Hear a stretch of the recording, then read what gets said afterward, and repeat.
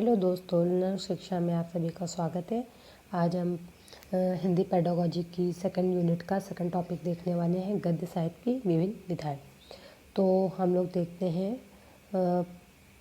विधाएं दो तरह की हैं, एक तो निबंध विधा और दूसरी कथा। वैसे विधाएं निबंध और कथा के अंदर भी विधाएं शामिल हैं, लेकिन निबंध को सिंगल रखा गया है। तो कथा के अंदर है उपन्यास, कहानी, नाटक, एकांकी और स्मरण जीवनी।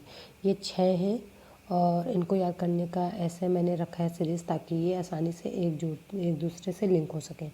जैसे उपन्यास में कई सारी कथाएं आएंगी, कहानी में सिंगल कथा, नाटक में प्ले करा जाएगा, एकांकी में भी प्ले किया जाएगा। नाटक बड़ा प्ले होगा, एकांकी छोटा प्ले होगा। संस्मरण में अपनी स्मृतियों को बताया जाता है, वो कहीं की भी स्मृति हो सकती है, लेकिन जीवनी पूरे जीवन की स्मृति को बताती है।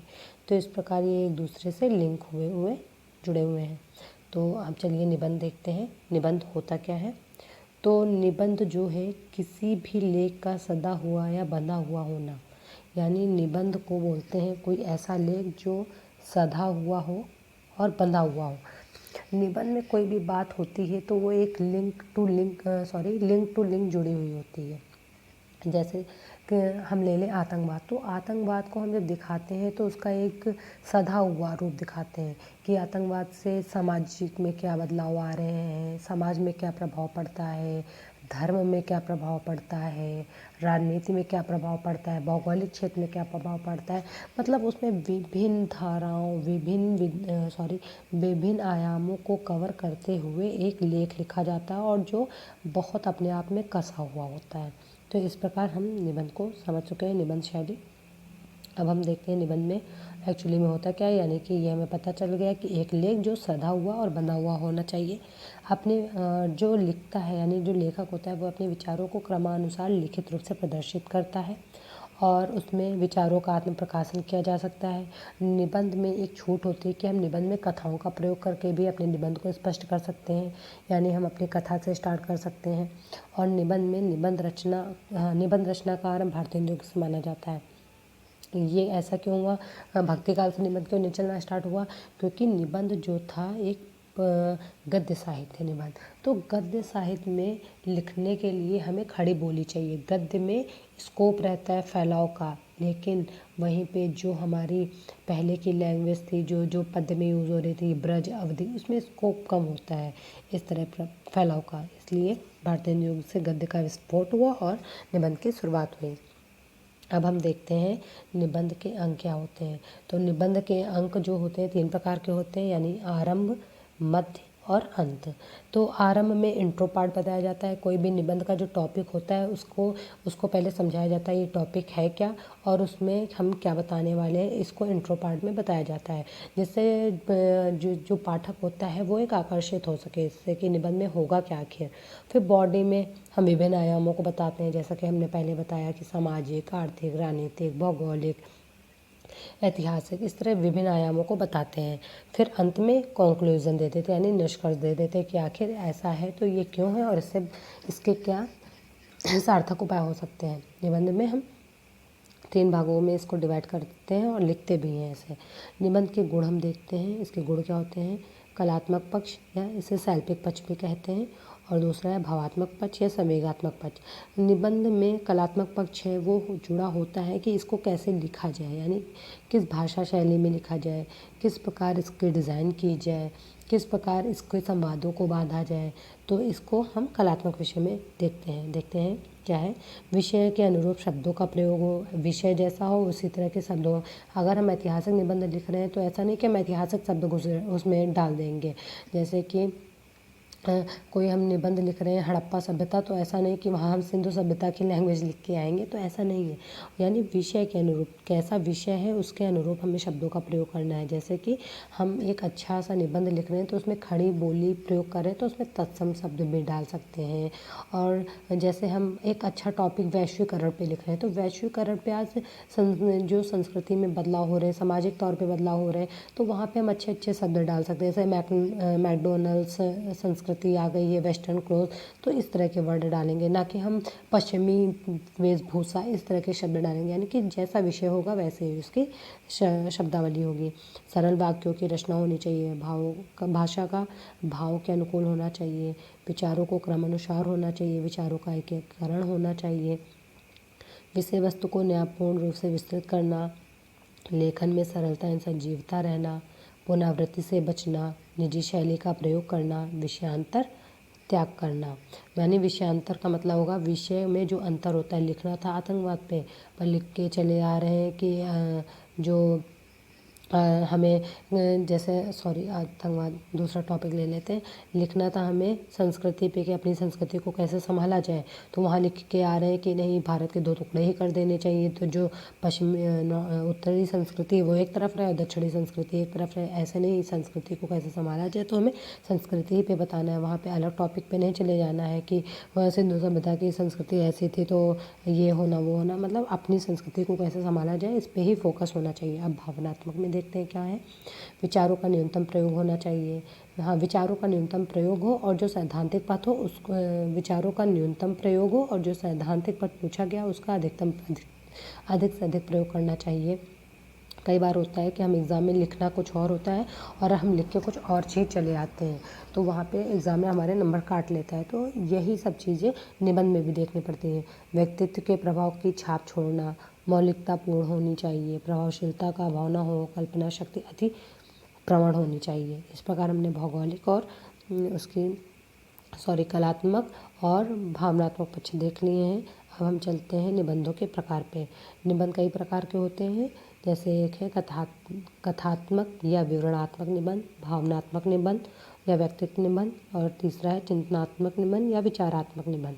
तो जैसा कि नाम से ही स्पष्ट है, कथात्मक या विवरणात्मक निबंध, यानी कि इसमें एक घटना का, कहानी का वर्णन होगा, कहानी के अकॉर्डिंग ही चलेंगे। जैसे हम पुरानी कहानियों को लेकर नई कहानी से, पुरानी कहानी को लेकर पुरानी विचारधारा को हम नई विचारधारा से जोड़ सकते हैं और विवरण दे के जोड़ सकते हैं। भावनात्मक में या व्यक्तित्व में भाव प्रधान निबंध होगा, यानी व्यक्ति अपने भावों के अकॉर्डिंग बहता हुआ चला जाएगा, लिखता हुआ चला जाएगा। हजारी प्रसाद द्विवेदी का कथन है कि व्यक्तित्व निबंध का लेखक किसी एक विषय को छेड़ता है। व्यक्तिगत जो निबंध होगा उसका लेखक किसी एक विषय को छेड़ेगा, किंतु जिस प्रकार वीणा के तार छोड़ने से बाकी सभी तार स्वयं झंकृत होते हैं, उसी प्रकार उस विषय को छूते ही लेखक की चित्र भूमि पर बंधे हुए सैकड़ों विचार जागृत होते हैं। जैसे कि एक व्यक्तिगत लेखन में होता है कि अगर हम कुछ लिखना स्टार्ट करते हैं और एक विषय को लिखते हैं तो उससे कई जुड़े हुए पक्ष हम लिखते स्वयं ही चले जाते हैं और वो सधा हुआ प्रयोग होता हुआ दिखाई देता है। चिंतनात्मक या विचारात्मक निबंध में दर्शन आधारित जितने भी निबंध होते हैं वो इसी प्रकार पे लिखे जाते हैं। अब हम आते हैं कथा साहित्य पे। दूसरी थी कथा साहित्य में फिर 6 उसके उपभाग थे। तो हम कथा देखते हैं। वैसे तो इसमें इतना कोई इम्पोर्टेंस नहीं है, लेकिन हम पहला उसका देखते हैं। कथा साहित्य का पहला है टॉपिक उपन्यास। तो उपन्यास में क्या होता है, इसको हम अगर बुकिश लैंग्वेज में ना जाए, इतना सब ये सब जो दिया गया है इस बुकिश लैंग्वेज में ना जाए तो साधारण में माने कि उप का मतलब होता है समीप और न्यास का मतलब होता है रचना, जो हमारे समीप की रचना होती है। यानी कि अब क्या समीप की रचना क्या, तो समीप की रचना से मतलब है कि हम जब लेखन करते हैं तो हम कई सारी चीज़ें अपने वातावरण में देखते हैं कि समाज की व्यवस्था कैसी है, गांव की परिकल्पना देखते हैं तो गांव में कैसी व्यवस्था चलती आ रही है, और हम शहर गए तो शहर में देखा कैसी व्यवस्था चलती आ रही है। तो हमें लगा कि इन दोनों में कहीं ना कहीं व्यवस्था में अंतर है, संस्कृति बदली हुई है, वेशभूषा बदली हुई है और हमारा जो भौगोलिक परिप्रेक्ष्य है वो बदला हुआ है, संसाधन बदले हुए हैं, लोगों की विचारधाराओं में परिवर्तन है। तो इन सभी चीज़ों को जब हम एकत्र करते हैं और अपनी कहानियों के माध्यम से बताना स्टार्ट करते हैं तो वो कहीं ना कहीं उपन्यास का रूप लेता है। जैसे मैं उदाहरण के तौर पे बताऊं तो जैसे कि गोदान थी, गोदान किसकी है आप कमेंट बॉक्स में बताइए कि गोदान किसकी रचना है। तो जो गोदान थी तो उसमें क्या हुआ, उसमें लेखक ने सभी चीज़ों को, सभी समस्याओं को उकेरा। यानी कि 1936 की रचना थी, गोदान 1936 की रचना थी। तो उस समय पूंजीवाद बहुत ज़्यादा हावी था, तो पूंजीवाद का बहुत ज़्यादा वर्णन है उसमें। और सामंतवाद का उदय हो रहा था, तो सामंतवाद का भी सामंतवाद का उदय हो रहा था, सामंतवाद का अंत हो रहा था और पूंजीवाद का उदय हो रहा था। तो सामंतवाद का अंत और पूंजीवाद के उदय को लिंक करते हुए दिखाया कि सामंतवाद कैसे अंत हो रहा है, कैसे जमींदार की व्यवस्था उखड़ती चली जा रही है और लोकतंत्र स्थापित हो रहा है, किसान कैसे यहाँ पे गांव में पिस रहे हैं और मजदूर कैसे कारखानों में पिस रहे हैं, गांव की औरतों की दशा क्या है, वहीं शहर की औरतों की दशा क्या है। तो इस तरह जो प्रयोग किया गया वो कहीं ना कहीं समाज को ही दिखाता हुआ चला गया। यानी कि समीप की रचना, एक तरह से हम कह सकते हैं उपन्यास क्या है, समीप की रचना है। अब यहाँ देखते हैं थ्योरी पार्ट। उपन्यास एक ऐसी लोकप्रिय साहित्यिक विधा है जिसको मानव जीवन का यथार्थ प्रतिबिंब कहा जा सकता है। वही चीज़ कि मानव जीवन में जो भी घटित होता है वो उपन्यास में हमें दिखता है। तो प्रेमचंद जी लिख रहे हैं यहाँ पे, उनसे प्रेमचंद जी, कि मैं उपन्यास को मानव जीवन का चित्रमा समझता हूँ। मानव चरित्र पर प्रकाश डालना और उसके रहस्यों को खोलना ही उपन्यास का मुख्य स्वरूप है। तो इस तरह हम थ्योरी भी देख लेते हैं बीच बीच में। वैसे तो हमें ये समझना चाहिए कि अगर हम इसको सूक्ष्म रूप से समझ गए तो हम अपनी अंदर की बातें भी आराम से इसमें लिख सकते हैं विद कोड्स, जैसे कि गुलाब राय जी का और ये H.G. वेल्स के, डॉक्टर J.B. क्रिस्टले के, इन कोड को अगर हम ध्यान में रखें और सूक्ष्म रूप से इन बातों को समझ लें तो हम एग्ज़ाम में परफेक्ट रूप से लिख के आ सकते हैं। अब हम देखते हैं कि हिंदी का पहला उपन्यास क्या था। हिंदी का पहला उपन्यास था परीक्षा गुरु। परीक्षा गुरु लाला श्रीनिवास द्वारा कृत है। और इसमें क्या है, इसमें मदन लाल की कथा है। मदन लाल एक व्यापारी का लड़का होता था और वो, इसके पास जो पितृ संपत्ति थी इसके पास बहुत ज़्यादा थी। तो ये कुछ गलत लोगों के बीच में पड़ जाता है और बर्बाद हो जाता है, अपनी संपत्ति खो देता है। फिर थोड़े दिन बाद अपने एक दोस्त से मिलता है, फिर दोस्त उस परिस्थिति से उसको उकेरता है और इस पर साहस और मनोबल बढ़ता है। तो जो परीक्षा गुरु था, तो इसमें कई सारी कहानियाँ चलती हुई जैसे हमने देखा, एक क्रम चलता हुआ दिखाई दे रहा है। पर लेकिन इस क्रम में नैतिक शिक्षा बहुत ज़्यादा हावी थी। जैसे समाज को तो कम दिखाया, चलो दिखाया कि उस टाइम कैसे परिवेश था, कैसे लोगों को ठग लेते थे, पर लेकिन इसमें उपदेश बहुत था। जब उसका फ्रेंड उससे मिलता है तो उसमें उपदेश ही भरे हुए, उपदेश से समझाता है, उपदेश देता रहता है। जैसे हमें नहीं बचपन में कहानियाँ सुनाई जाती थी, फिर उसके बाद उपदेश दिया जाता था, ठीक उसी प्रकार इसमें भी इतने सारे उपदेश दिए गए हैं। पर लेकिन उपन्यास के अकॉर्डिंग ये पहला उपन्यास माना जाता है क्योंकि इसमें बहुत सारी विशेषताएं थी। तो अब हम इसकी विशेषताएं देखते हैं उपन्यास की क्या होती हैं। इसका संबंध मानव जीवन के अत्यंत निकट से है। कथा अत्यंत विस्तारित रूप से होती है। कलात्मक के साथ जीवन की व्याख्या रहती है। मुख्य उद्देश्य क्या है इसका, कौतूहल, शांति और मनोरंजन करना। मानव जीवन की प्रभावशाली चित्रण का प्रस्तुत किया जाता है। तो इस प्रकार इसकी विशेषताएं हैं। इसमें एक चीज़ नहीं दिया गया था, प्रकार, तो मैंने उसको लिखा है। देखिए प्रकार इसके कई सारे होते हैं, जैसे ऐतिहासिक हो गया, ऐतिहासिक उपन्यास, आंचलिक उपन्यास, सामाजिक उपन्यास, महाकाव्यात्मक उपन्यास, इस तरह इसके प्रकार होते हैं। चलिए आगे हम देखते हैं कहानी। कहानी में क्या होगा, हमने उपन्यास देखा, उपन्यास में कई कथाएं चलती हुई हैं साथ में, पर लेकिन कहानी में क्या होगा, इसका छोटा सा रूप, यानी कि एक कथा, यानी किसी एक पक्ष का मार्मिक और रोचक चित्रण करना ही कहानी है, किसी एक घटना का। इसमें एक थी पश्चिमी विचारधारक, तो इन्होंने एडगर एलन पो ने बताया, कहानी ऐसी होनी चाहिए, यानी कहानी एक ऐसा पाठ होना चाहिए जिसको पाठक एक ही बैठक में पढ़ सके और वो जो कहानी है उस पर अच्छा प्रभाव डाल सके, यानी उत्साहवर्धक प्रभाव डाल सके। तो कहानी को ऐसा होना चाहिए, यानी छोटा से छोटा रूप हो जिसको एक ही बैठक में पढ़ा जा सके और वो पाठक पर अच्छा सा प्रभाव भी डाल सके। तो कहानी को इस प्रकार होना चाहिए। अब हम देखते हैं, वैसे कहानी उपन्यास समझ जाएंगे तो कहानी अपने आप समझ में आ जाएगी, कहानी है क्या।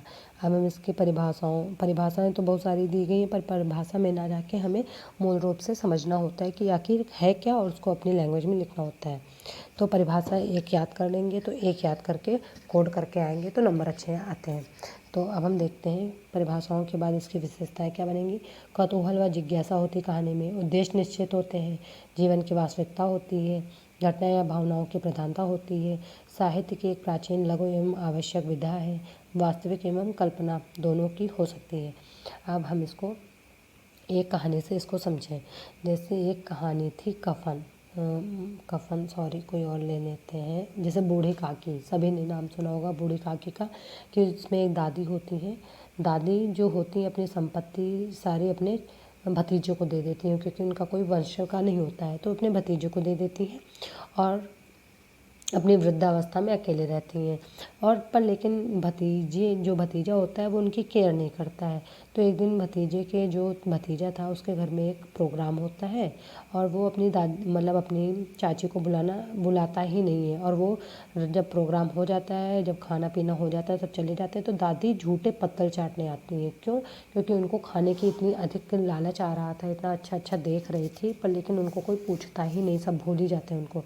तो इसमें क्या है, इस कहानी में जो प्रेमचंद जी की कहानी है बूढ़ी काकी, तो इसमें क्या है, तो इसमें वास्तविकता भी है कि वृद्धों की समस्या दिखाई गई है कि कैसे वृद्ध को उनकी केयर नहीं की जाती है। और कल्पना भी है कि कल्पना भी करके दिखाया कि आदमी किस लिमिट तक चला जाता है। साहित्य की एक प्राचीन लघु एवं आवश्यक विधा भी है, और ये लघु भी है, छोटी सी कहानी है और समझ में आती है। घटना या भावनाओं की प्रधानता, इसमें भावनाएं कितनी प्रबल हैं कि आदमी को खुद ब खुद एहसास होता है कि हाँ, वृद्धों के साथ कैसा व्यवहार होता है। उद्देश्य निश्चित है कि उसकी समस्या, वृद्धा की समस्याओं को दिखाना है। कौतूहल व जिज्ञासा भी होती है, जब पाठक पढ़ता है तो उसे कौतूहल होता है कि देखे बूढ़ी काकी को बुलाता है कि नहीं, ये देखें आगे क्या होता है। तो इस तरह की कौतूहल और जिज्ञासा भी होती है। किसी भी एक कहानी को अगर हम केंद्र में रखकर ये सारी विशेषताएं उसमें देखें तो अच्छा आराम से उसमें देखने को मिल जाती हैं। अब इसका वर्गीकरण देखते हैं, कहानी का वर्गीकरण। घटना प्रधान कहानियाँ हैं इसमें, जैसे कफन। घटना प्रधान क्या, एक घटना को लिखित कर दिया, जैसे कि एक घटना, कफन की एक घटना है कि इसकी कफन में घीसू और माधव दो लोग होते हैं, घीसू और माधव दो लोग होते हैं, और किसी की वाइफ, उसी में से किसी की वाइफ जो है उसकी प्रसवावस्था चल रही होती है और वो मरने के कगार पे होती है। लेकिन इन दोनों को अपने खाने पीने से फुर्सत नहीं मिलती है। वो लोग अपनी आलू भून भून के खा रहे होते हैं, उसको ऐसे ही छोड़ देते हैं। तो इसमें एक घटना है कि कैसे उसकी वाइफ मर जा रही है, लेकिन इन लोगों को कोई फिक्र ही नहीं है। तो इस घटना का वर्णन है कफन में, यानी कि घटना प्रधान हो गई।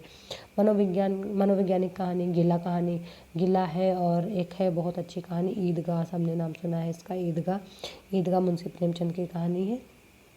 तो ईदगाह में बाल मनोविज्ञान को दिखाया गया। चरित्र प्रधान कहानियाँ होती हैं जिसमें किसी एक चरित्र को केंद्र में रखकर लिखा जाता है। रानी सारंदा इसका एग्जाम्पल है। अब कहानी का चयन ये इतना इम्पोर्टेंट पार्ट नहीं है, लेकिन कहानी की विशेषताएं बहुत इम्पोर्टेंट है, और कहानी का वर्गीकरण। अब हम आते हैं नाटक में। नाटक क्या है, तो नाटक एक दृश्यात्मक साहित्यिक विधा है जिसको हम देख के अनुभव करते हैं। नाटक को रंगमंच पे अभिनय करने के लिए लिखा जाता है, यानी कोई नाटक जब लिखा जाता है तो उसको रंगमंच पे अभिनय किया जाता है। और नाटक यानी कि प्ले से जुड़ा हुआ है, तो प्ले तो हम अच्छी तरह से जानते हैं और हम शुरू से देखते भी आ रहे हैं, प्ले करते भी आ रहे हैं। प्ले हम लोगों ने स्कूल में भी प्ले किए हैं, हम लोगों ने कॉलेज में भी प्ले किए हैं। मौका मिलता था तो हम लोग नुक्कड़ नाटक भी प्ले करते थे। तो हम लोगों के अंदर नाटक की सारी खूबियाँ हम पर हैं। पर लेकिन चलिए हम लोग देखते हैं विशेषताएं क्या होती हैं नाटक में। नाटक प्रायः क्या होते हैं, सुखांत होते हैं, यानी जब नाटक प्ले किया जाता है तो वो सुखांत ही होता है। पात्रों की संख्या निर्धारित होती है, निश्चित नहीं होती है।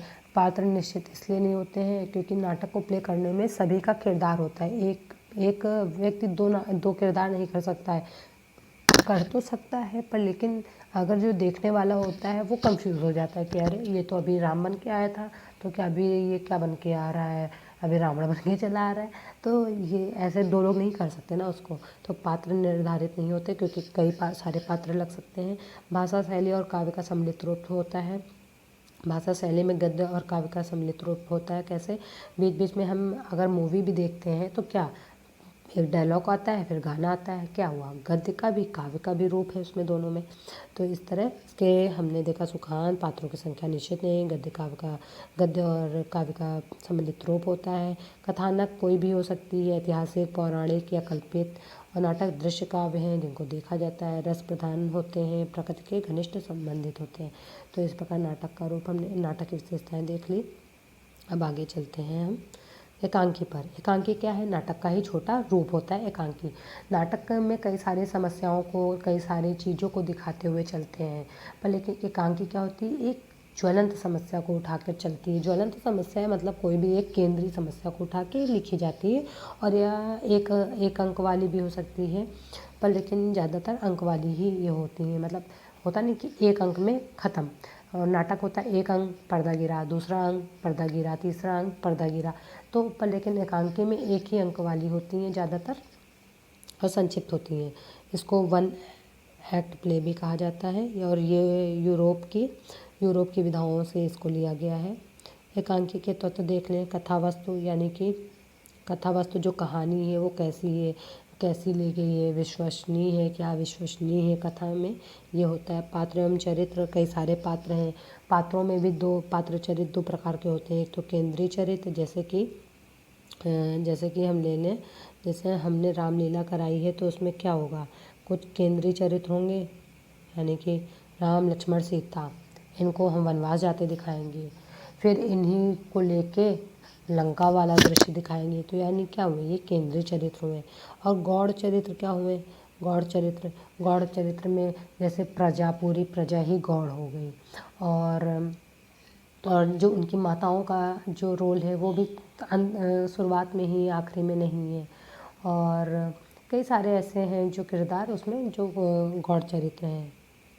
तो इस तरह हमने पात्र देख लिए। अब होते हैं संवाद शैली। संवाद कैसे हैं, संवाद में होने चाहिए, छोटे होने चाहिए कि एक के बाद, और गतिशील होने चाहिए। गतिशील मतलब ये नहीं कि राम ने बोला सीता, फिर वो रुक गए, ऐसा नहीं होना चाहिए। तो जो बोलना है, तो राम ने बोला सीता, तो ऑडियंस कह रही है अरे भैया बोलिए, तब वो बोल रहे हैं यहाँ आओ।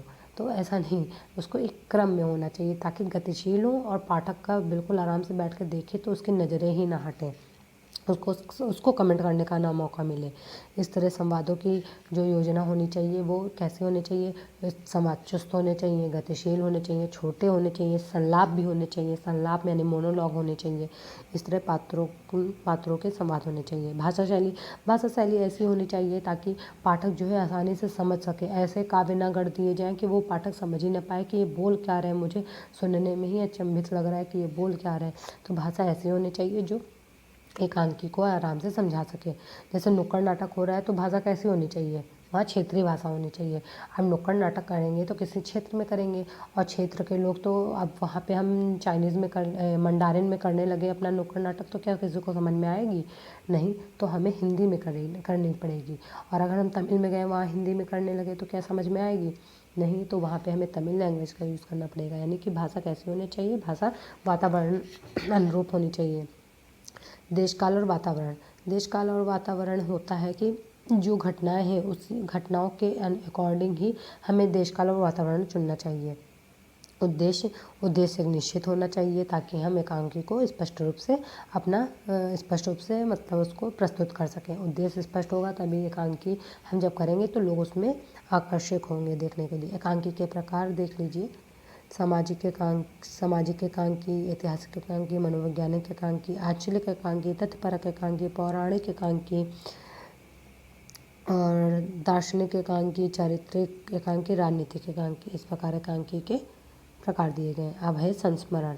संस्मरण क्या होता है, संस्मरण यानी संपूर्ण स्मृति।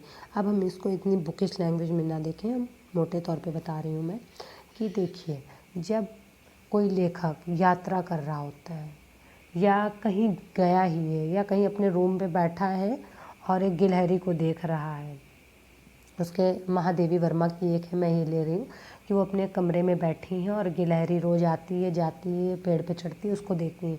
तो उन्होंने एक अपना संस्मरण लिखा था इसी रूप में, वो मुझे संस्मरण का नाम नहीं याद है, पर लेकिन यही था कि वो अपनी गिलहरी का रोज़ का वर्णन करती, वो यानी अपने अतीत को एक पुस्तक पे एक लेख लिख देना यानी कि संस्मरण कहलाता है। किसी भी स्मृति में वो हो सकता है, कि वो पुरानी स्मृति भी हो सकती है, नई स्मृति भी हो सकती है। माना कि कल मैं एक डॉगी के साथ रह रही थी, अब वो डॉगी गुजर गया, मुझे उसकी याद आ रही है, तो मैं उस अपनी याद को एक डायरी में लिखूँगी, लेख लिख लूँगी, और फिर उसको मैं जब लिखूँगी तो वो क्या होगी, मेरी एक स्मृति मैं लिख रही हूँ ना। जब मैं स्मृति को लिख रही हूँ तो वो एक संस्मरण हुआ मेरा, एक संस्मरण, एक छोटी सी याद।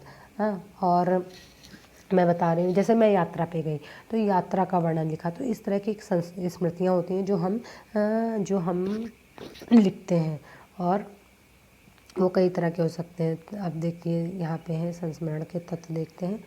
अतीत की स्मृति हो सकती है, जैसा हमने बात की, अतीत का वर्णन हो सकता है। आत्मीय एवं गहन अंतरंग संबंधित होता है, यानी कि आत्मीय, जैसे डॉगी के साथ हुआ मेरा। प्रामाणिकता हो सकती है, प्रामाणिकता तो ज़रूर होती है, कल्पनाओं पे आधारित नहीं होती है वो तो। व्यक्तिकता, अपने अपने ही लिखते हैं अधिकतर, अपने यानी व्यक्तित्व ही होते हैं हम। दूसरों के स्मृति जब दूसरों के लिखेंगे तो वो रिपोर्ट ताज हो जाएगा। वैसे तो जीवन के किसी खंड के विशेष का चित्रण करते हैं। चित्रोपमकता होती है, कथात्मकता होती है, तटस्थता होती है। अब आते हैं हम जीवनी में।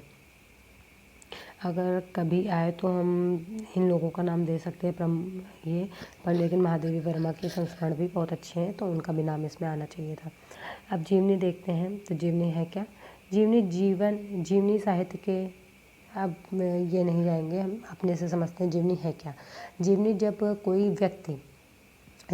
व्यक्ति अपने पूरे संपूर्ण जीवन को एक बुक पे उतारता है, यानी संपूर्ण जीवन, बचपन से मैं कैसे मेरा जन्म हुआ, फिर मेरा इस कॉलेज में एडमिशन हुआ, फिर मैंने यहाँ एडमिशन लिया, फिर मेरी ऐसी लाइफ हुई, फिर मैं यहाँ पहुँचा, फिर मैंने ये बिजनेस किया, फिर मैंने ये अचीवमेंट की, फिर मुझे ये पुरस्कार मिला, फिर मैं इस अवस्था में हूँ, अब मैं ये कर रहा हूँ। तो जो ये लिखना ही क्या है, जीवनी है, यानी कि संपूर्ण जीवन को लिख देना, अपने क्रियाकलापों, गुणों को लिखना जीवनी कही जाती है।